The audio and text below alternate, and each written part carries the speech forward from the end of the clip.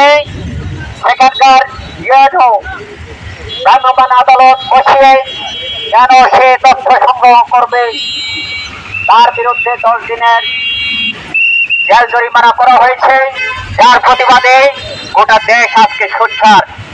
আমি বলবো সাংবাদিক ভাইদের উদ্দেশ্যে, যারা পেশাগত দায়িত্ব পালন করেন, আপনাদেরকে মনে রাখতে হবে আমরা সবাই একই পরিবারের।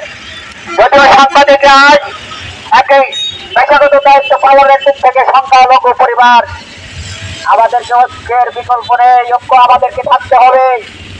যারাই শোষক, যারাই ক্ষমতায় যাবে, তারাই আমাদের বিরুদ্ধে দাঁড়াবে, আর দেশের মানুষ আমাদের পক্ষে থাকবে।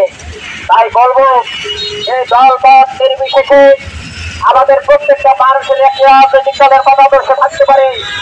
আমি বলবো আমাদের মত ভিন্ন থাকতে পারে, কিন্তু সাংবাদিক হিসাবে আমাদেরকে এক পতাকায় এক জায়গায় দাঁড়াতে হবে অন্যায়ের বিরুদ্ধে, শোষকের বিরুদ্ধে, শোষণের বিরুদ্ধে, অন্যায়ের বিরুদ্ধে, অপপ্রচারের বিরুদ্ধে।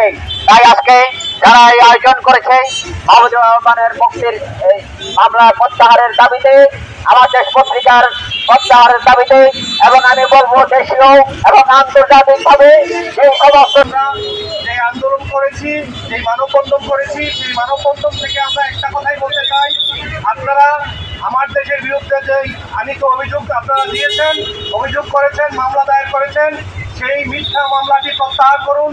এবং সরকারের উদ্দেশ্য করে বলবো, আপনারা এই বিষয়গুলি